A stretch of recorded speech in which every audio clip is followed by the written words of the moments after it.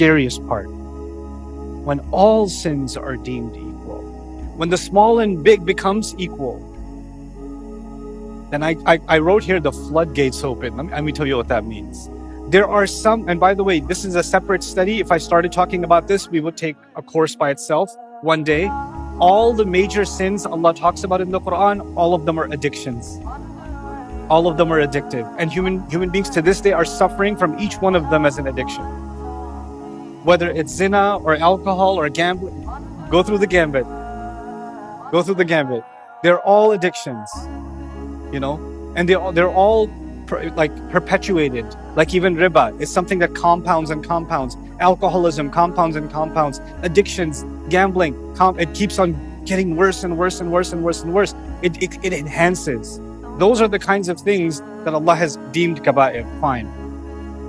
But then you're making feel somebody guilty about something that could go either way. And I'm going to give you, you guys know I'm not a faqih. You guys know that. I don't give fatwa and issue things like that. And I know somebody will try to pull this part of what I'm going to say and turn it into something else. That's fine. I personally don't care, because I have to speak what, I have to try to do justice to what I've come to understand. May Allah correct me if and when I'm wrong. When I'm wrong, not if when I'm wrong, because we're all going to be wrong at some point. And I'm sure I'm plenty wrong. Here's something I was researching for a long time. It's not a class about fiqh, so please, with that disclaimer. I was really interested in the prohibition of music. I really wanted to understand it, because when I had kids, when I grew up on Sesame Street. I grew up on cartoons, and every cartoon has a theme song. You know that, right? And we pretty much all know them, right? You could be as Islamic as you want, you still remember. Okay? So, then on top of that, movies and, the news. Dun, dun, dun, dun, dun, dun, dun, dun. This just in, the elevator. When you get put on hold, right? When your phone rings, when somebody else's phone rings, when there's an announcement in the mall, when you're getting a haircut, there's so much haram everywhere. You need earplugs to exist on this planet. I needed to understand the prohibition of music. I really wanted to grasp it. And there are several ahadith that talk about this issue. And the problem with me is I recognize the limit of my area of expertise. I am not a specialist in hadith by any stretch of the imagination. I'm a student of hadith for my own benefit, but I don't talk about it in public. I don't lecture on it, because that's not my area of expertise or my area of research.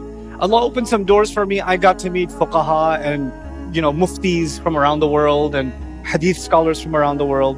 So in my free time, when I'm not doing anything online, which I'm mostly not doing, I go to these people and I say, hey, tell me about music. Not in public and in their living room.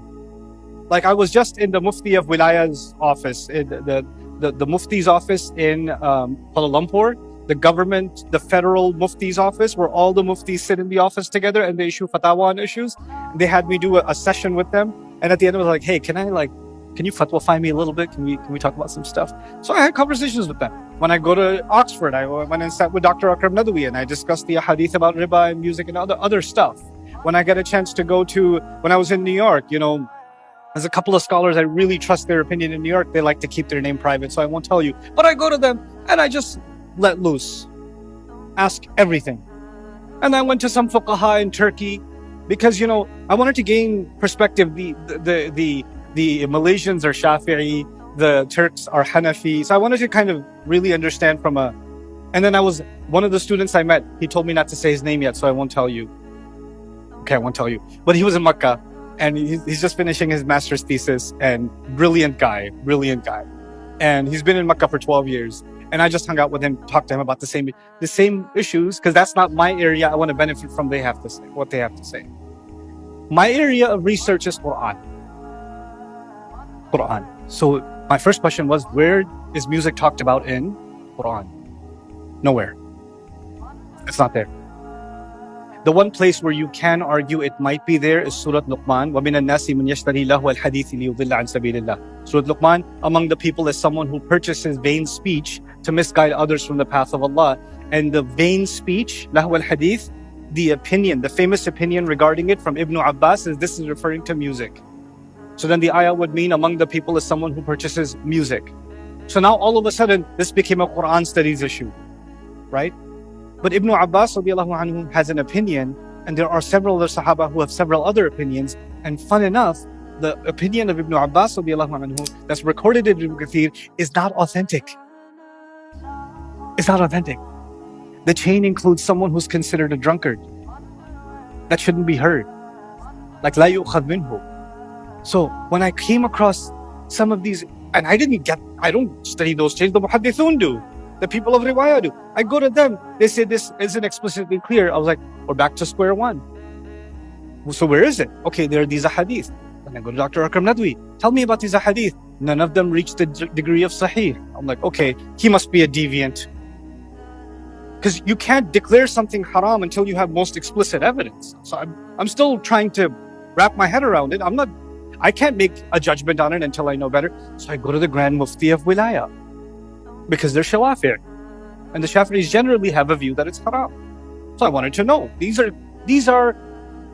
Their full-time job is to issue fatwas for the country. They're not the imam of a masjid or the head of a university or a famous scholar. These are literally, when Allah says, "Ati'u Allah wa ati'u Rasul wa ulil amri minkum," obey Allah, obey the Messenger, obey the ones in positions of authority among you. These are the ulul amr for the entire country. So I asked them, what's your position on music? He goes, we wrote an article about it, about which kinds of it we consider haram and which kinds of it we don't. And here are all the reasons we don't consider these categories. I was like, is this in English, Arabic? He goes, no, it's in Bahasa. I was like, come on. The point I'm trying to make is, even if you're convinced it's haram, is there enough scholarship? And when I spoke to the Hanafi ulama, they were like, we have no issue with it. We have no issue with it. I went to traditional South Asian Hanafi ulama in private gatherings, no issues. They won't say it in public. Privately, they said no issues. I went to the Turkish ulama, no issues. And I'm like, then I was at a convention and a young speaker was giving the youth motivation. We all know music is haram, right? And I was like, I don't know that.